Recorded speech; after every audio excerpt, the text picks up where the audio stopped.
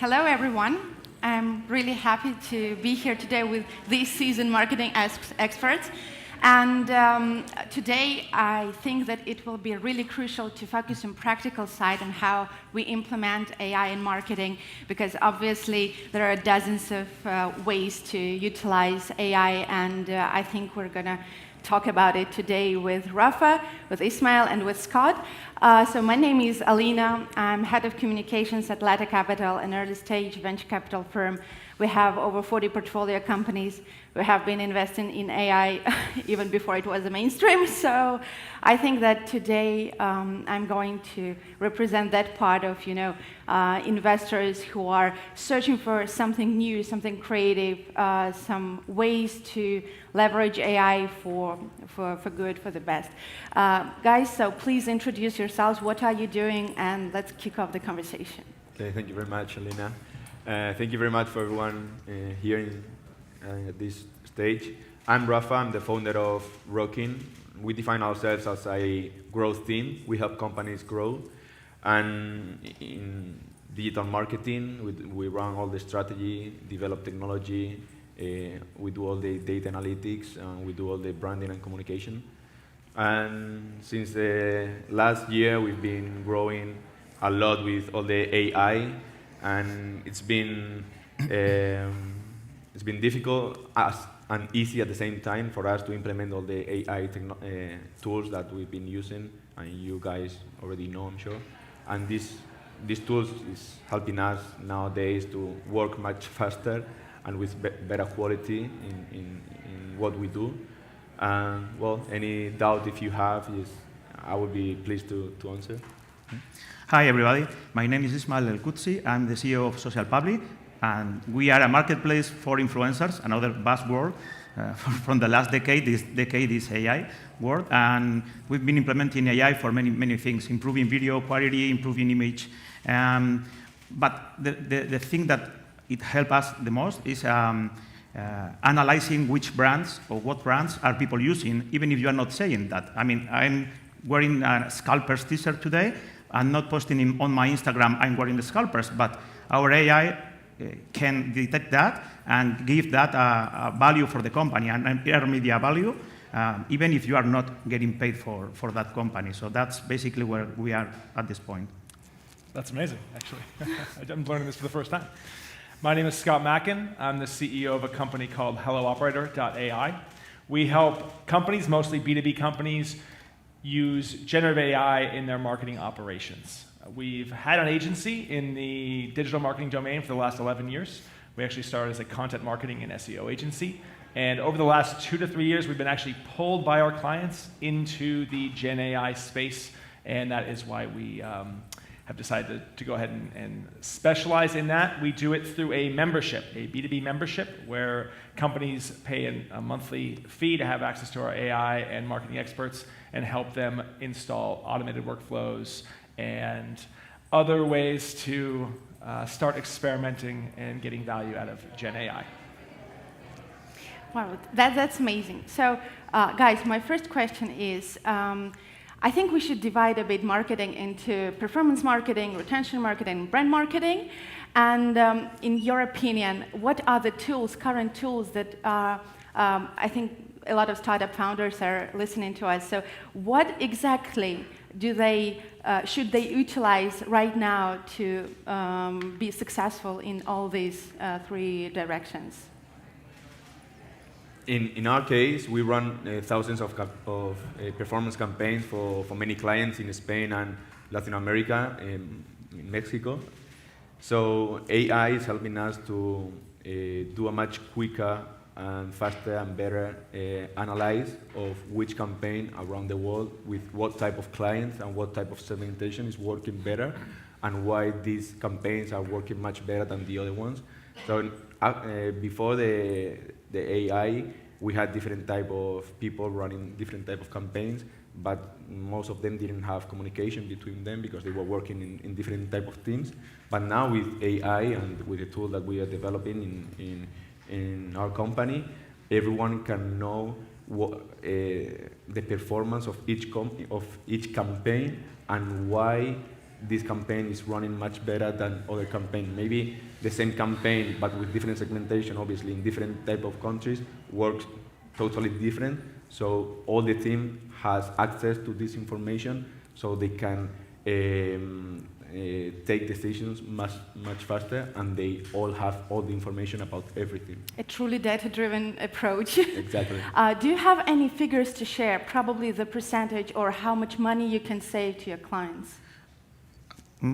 I can use my own example. We've been developing image and video recognition on TikTok, on Instagram, for 3 years. Over 3 years, trying to analyze what brands appears on your TikTok, on your Instagram, or on your YouTube. We have to upload every picture. I mean, Zara, Scalpers, Nike, Adidas, every single picture. So 3 years working on that. After the release of ChatGPT, we implemented that in 3 months. So ChatGPT is mandatory right now. ChatGPT, Gemini, whatever you want to use. And ChatGPT, there is also an option that we could talk later to make your data private for your company. I mean, because this is the biggest problem that AI has now. You know, they can access to your Instagram, especially if you read the Instagram, those things that we never read, right? Like the Instagram rules, like terms of service. We always say, okay, okay, okay. You are giving Instagram or Facebook access to all your pictures, all your videos, your songs, videos, and pictures. So they are learning using your images and your videos and your text. So be careful about that.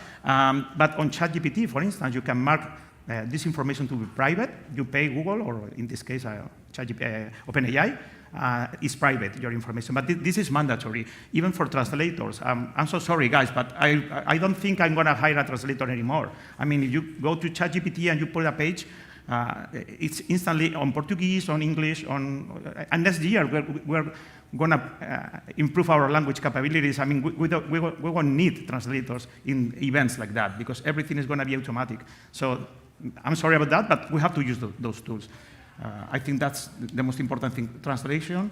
I'm not very confident in AI, in generative AI, because if it hasn't the answer, the AI will make it up. I mean, Google is rolling back to the previous version, because when you search on Google, for instance, or on Bing, if they don't have the answer, it's predictive AI, so the answer could be wrong.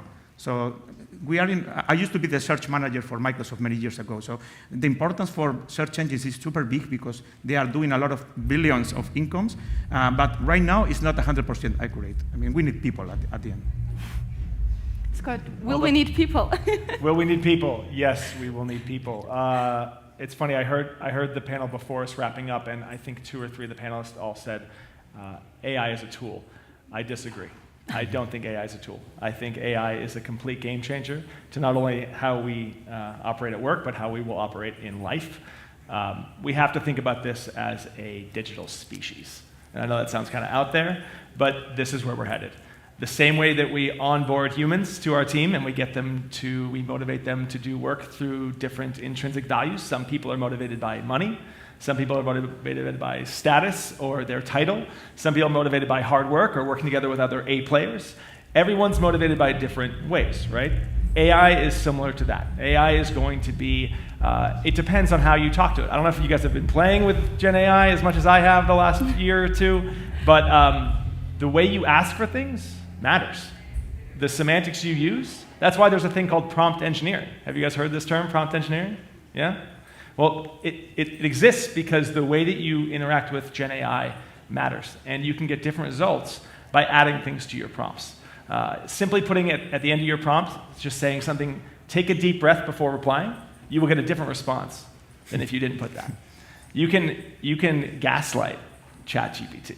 You can tell it was lying, and it will apologize and try and do better. We're seeing some very interesting things with emotions and intent, and it's getting better on a weekly, monthly basis at this point. At the same time, you can't have it be customer-facing yet. It's not ready to go live. I wouldn't advise anyone to put it in a live chat, AI chatbot with their customer-facing customer service yet. Things like translation, if it's for legal or very important purposes, I wouldn't let it go out without human eyes on it. But it's a very powerful innovation especially in the marketing. It's going to disrupt marketing completely. I think in the next 5 years it won't look. Our marketing Ismail, you won't wanted look to the same at all. add something? Yeah, you asked specifically about tools. AI is a way of thinking, it's not a tool, but there are two tools that you should use today, right now. The only thing that you have to do this weekend is start playing with Zapier. You know, Zapier is a tool to connect AI or things at the end, or Make. Make is cheaper, and it works perfectly for your personal or your small company. That's perfect. Because AI, at the end, you can ask ChatGPT or Gemini or DALL-E or whatever you want, but that's data, or that's a result. What do you want to do with those results? You can integrate with your CRM, HubSpot, whatever CRM are you using, Salesforce, whatever. You can use Zapier to integrate with Excel files, PowerPoint, whatever you want, in a nutshell, in a minute, with no code, and it's very easy and simple. We are partners of Make, but Zapier works even better, but it's more expensive. That's fine, but you have to start using that, not only ask prompt questions and that's it, because if not, this is a snapshot, and you want to use that for any other purpose, not only have a snapshot of a ChatGPT result. Brilliant. We're talking about the costs now. I would like to share a thought with you and see what you think about, because we all, our generation, didn't have AI, didn't have ChatGPT, didn't have all these tools that makes life much easier. So when we play with these tools, we can challenge those tools and say, okay, you're not right, you're wrong, or whatever. But the new generation that is coming up and that they are born with AI, how are they going to behave? Are they going to have a tool that this tool is going to tell them what to do, because they're not going to be able to say if this is right or this is wrong, because we are older enough and we have had like a life without AI. How are the new generations are going to behave having AI since 1 year old or since 9 years old? The world is going to become crazy. I think it was like 1 year ago or 1 year and a half since ChatGPT was for everyone, and everything changed a lot. We're becoming crazy right now in 1 year. So what's coming on with Thank you, Rafa. That's an excellent take, actually, because I think we should talk about challenges as well, because in marketing, we can face misinformation also. We can face, I don't know, deep fakes, and we can promote things on behalf of people who are not aware. Even if they are not aware, they are used in that campaign. So what are the challenges that you guys think are in top 3 nowadays in AI in marketing? So privacy, because at the end, we are competing in a global world where a Chinese company or Turkey company is competing with us. So data is becoming more and more important. It is the coin for this century. So privacy, I would say generative AI, don't trust everything, legal. I won't trust my Tesla. I mean, I don't want to trust my Tesla. Why? Not yet. Maybe in the future, but not yet, because at the end, I want to have the sensation that I'm in control, which I'm not, but I want to have that sensation. And then copywriting and things that could be made it up. I mean, you can go to AI tool and generate a picture with Taylor Swift, which is not real. So the barriers between what is real and what is not are fusing. Yeah, I think to build on that, accuracy and reliability is one of the biggest challenges we're seeing now. A lot of our enterprise and B2B customers, they're very hesitant to go all in on Gen AI and even integrate it into their more sensitive information. You say you can opt out of sharing with OpenAI. A lot of our customers don't trust OpenAI or the company behind OpenAI, which is Microsoft, that it's not training its future models on the private GPTs that we're building. So I think the big one is accuracy and reliability. It gets to a more philosophical point, Rafa, which you mentioned, which is this idea of truth in the future, of how do we identify what absolute truth is. That's going to be a very difficult one. That's more a societal level. From a practical business standpoint, we have to look at our data, our databases, our data ecosystems, and our warehouses to make sure that data is quality. Because what we're doing now with our clients is we're creating basically RAG systems, so retrieval augmented generative systems. So we're basically creating automated, kind of handcrafted agents. So when we have a process, the agent is going back to a specific database or some sort of opus of data, taking certain information, and then using generative AI to create an answer, right? But if your data's wrong, or it's inaccurate, or it's let's say it's just biased. Biased, yes. Do you remember the thing that happened to Microsoft in the past when Microsoft launched a chatbot on Twitter, and it was trained by the people, by the Twitter feeds, and it became a Nazi in a day. So that's the problem. Who watched the Watchmen? Maybe that was Google, but yeah. But yes, no, it's true. We're only as good, and this goes back to before AI. This goes back to before Gen AI. This is like, remember who's ever been in sales, has worked with a CRM before? Mm-hmm. It was the kind of the line was crap goes in, crap comes out. So you got to be very careful of what you train your agents on, what you train your RAG models on, because if you're not doing that effectively, the data is compromised. Then the generative model can't work. I think we're talking a lot about how big companies, big tech can benefit of AI. But if we go on a deeper level, like how ordinary startup founders or like people who are beginning, just making the first steps, how can they benefit of AI? So we are in an era, it has happened already. There is the 1 billion company made by one people. That was impossible a year ago. Mm-hmm. So right now, it's possible. Using tools to connect, like I said, Zapier or whatever tool you use. Of course, for me, ChatGPT and Gemini are mandatory. But then, if you go to Zapier again, you see more than 100 ways to integrate with every tool that you are using in your marketing world. So it's not necessary to think about how can I improve that. If you go there and you see the solutions, you're going to find the solution that fits for your company.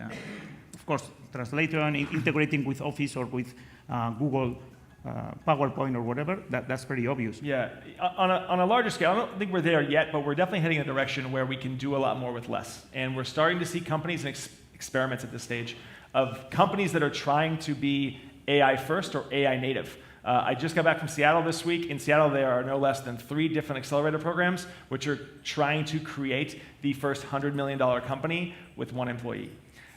We'll see if that experiment is a success across these different programs. But my advice to anybody working now is to start small, to use it for what makes sense for you, to create value, but to experiment. I also teach an MBA program in Barcelona called at IATA Business School, and one of my students asked me, how often are you playing with AI? And my answer is the same, not enough. Because this is a game changer. This will change how we work. So my advice would be to start small, do a lot of experiments, try to create value. Don't let it face customers right just yet. But yeah, use it. Go back to the why. Like, why are we using it? Don't just use it because everyone's using it. Use it. Try to create value for your team, your company. If you can save time, that's probably the biggest win right now. That's what I'm seeing from my clients. Is they're looking at it in the aggregate. So if they can say, okay, if we can shave an hour or 2 hours off of my 10-person or 20-person or 30-person team, and 1 or 2 hours each a week, that's going to result in thousands and hundreds of thousands of euros of savings over the course of a year or a quarter in that case. So right now, we're at the stage where it's very efficiency-oriented. But like I said, start small, start now. Actually, I wanted also to give an example from PR, because a lot of people, they think that Gen AI, like just ChatGPT, can replace a PR person and just create press release from a couple of prompts, but it's not there, because we still need people, we still need professionals who can craft texts, who can be the filter between the creation of AI and the general public, the audience, the target audience, because still AI is a co-pilot. I don't know if you agree with me or not, but I think we should utilize AI to save time, to become more efficient, but we shouldn't rely completely on AI. But what about the future? I mean, in 5, 10 years, and I liked, again, Rafa's take about people who are now, I don't know, studying at school, they don't know the world without AI. And what do you think about marketing in 5, 10, 15 years? Will we be replaced by AI? Don't think we will be replaced by AI, because everything is, we need humans for everything, but the thing is that maybe we are much better doing things in marketing with AI, and instead of having 5 people doing some specific area or issue, maybe you have one and doing much more work. But as you were saying about PR, maybe in 20 years' time, South Summit is all about metaverse. Yeah, metaverse, and we are not here. But we need this. We need the relationships. We need to meet people, get to know. And in 5 years, I just can't think about what's going to be going on, because 6 months ago was totally different. Our team, we've been growing a lot in the last year. We're now over 120 people, and all of them have work to do. And we have realized the efficiency of our team working with this type of tools. As I said before, the top 5 people, like the best 5 people in our company, are the first people using AI in their daily life. And we're saying, how can you do all this work so quickly and so good?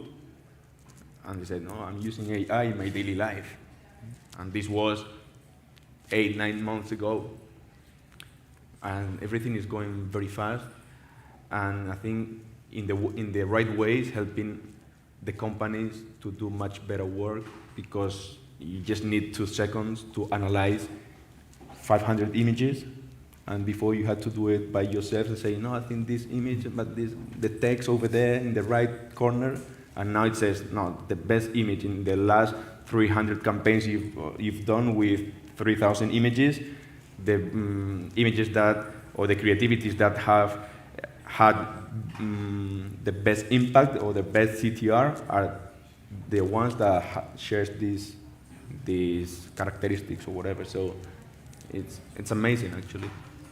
Ismael, will we have AI-generated influencers in 5 or 10 years, or we still need people? We already have. I don't trust them. I don't like it, but it's part of the game. I don't like fitness influencer either. So I think that the world has to be full of choices, and you have to choose that. And adding some point to the previous question, I think that sales are becoming more and more important every day, and sales are something that is not going to be can be overlapped with AI. I mean, AI can help you go to LinkedIn and start spamming people, like everybody here in South Summit. Yeah, we definitely need AI to prevent those spamming. Yeah, maybe we could use AI to prevent that. But sales and understanding the client needs, this is something, I can tell you that. We also have a marketing agency which is called Internet Republica, and there is a thing that AI cannot replace, understanding our clients. So there is no AI in the world that can understand the client needs. And what you were saying, I mean, why do you like this picture or this other one? This is the human nature. So I think that everything related to sales or contact with the client is becoming more and more important, especially in countries like Spain, that we don't have that background like in the Anglo countries. Is becoming more and more important to try to sell or start selling, and everybody in the company has to be focused on selling, which is hard. That's definitely like people just didn't stop wearing watches. We all have phones, but we still like something feasible, not digital. So probably with human communication, it will be more precious to have a person to talk to than just a chatbot. So Scott, what are your predictions? That's tough. Anything beyond 3 years is too hard to predict. I think we're going to see a lot of change in the enterprise, in the corporate world. I do believe we're going to have a lot of job destruction, especially in the cost centers. I think HR and accounting and finance are going to be very deeply cut any way they can, because these are cost centers. These don't generate profit for the corporation, for the shareholders. So we're going to see AI making a big change there. The thing about AI as a replacement is it's a reflection of society. It's a reflection of us, right? It's trained on our data, on our words, on our global content base and knowledge base. So if we don't continue to push and use human, what's the name of this thing? Human-centric, human by design. If we don't continue to keep that human element first, AI will stall out, because we'll stop innovating. Like AI is a laggard because we have to push the envelope. And it will be immensely beneficial for our innovations, for our brainstorming. It already is a better writer than us. It already is a better creator than us. It's creating songs better than us. It's creating everything better than us. There's going to be more content than there are eyeballs in the world. This is happening now. In the next 5 years, I don't know if anybody saw that Ashton Kutcher went viral yesterday because he basically said Hollywood's doomed because content will be personalized. Everyone will be able to make their own movies exactly how they want them.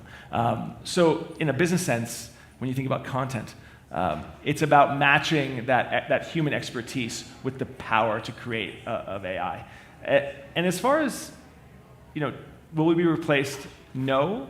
I think the enterprise will see a lot of cuts, but I think we'll see a lot more enterprises because people will spin out of them and be able to create new companies and new projects. So I would expect that in the next 5 years is a lot more business creation because of the tools we get with AI. Yeah, totally agree with it. Actually, as venture capitalists, we're searching for companies on the application layer. Like, what do the startups now can do to make personalized content? Because I believe that marketing will be, at the end of the day, really, really personalized because it will analyze what kind of colors, I don't know, what kind of images you like, and it will definitely go there. But I think that it may create a bubble and it may create a really huge problem because people will be really stuck into their, they won't even know whether they like it or not, but the AI will be reproducing something that it thinks that you like. So probably the companies that are still, creating something different, because people will at the end of the day become blind, I think, to the AI creations. And still, I mean, again, songs like Suno, it's the amazing application that is creating songs like, I don't know, Taylor Swift, and it can create thousands of songs like that. But still, a person who can come and disrupt that, a person who can make something controversial, because AI is basically doing what has been previously done, and it is still trained on the data that has already existed. Everyone can say, okay, but in the music there are just seven notes, and how can you create something different? But still, I think the human being is really emotional and complicated creature, and we can really be sensitive to something that stands out.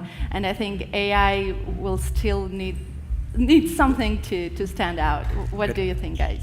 I wouldn't imagine 1 year ago or 2 years ago that the AI was going to be so accurate and so good.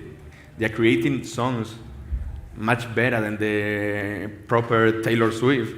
So there hasn't been an evolution. One day they said, here you have this tool, and this is too perfect.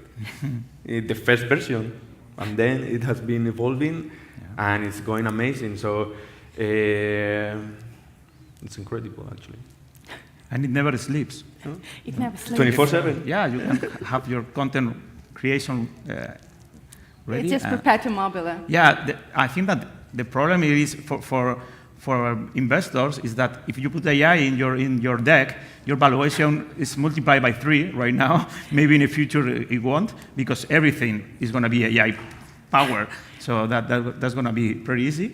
And the problem right now is that there are a lot of courses, AI courses. There are more courses than students. So I think we are a little bit overwhelmed by all those promotional things about AI. Yeah, I would just say use what's unique to you and your brand to combine with the abilities of AI to make sure you're creating something that is unique on the marketplace. And you have that, whether it's your product or your service or your customer data, you can leverage AI to create a specific value that's hyper-personalized, that's going to give them a unique experience that's relevant to them. And as the abilities of AI increase, like I said, small experiments, you'll get better at creating this value in a personalized manner, and your customers will win for it, and they'll like you for it. Thank you so much, guys. I think we had a wonderful panel. Please give a round of applause to our participants. Thank you. Thank you. If you have any questions, I think everyone here is willing to continue the conversation of the stage. Sure. Thank you. Thank you.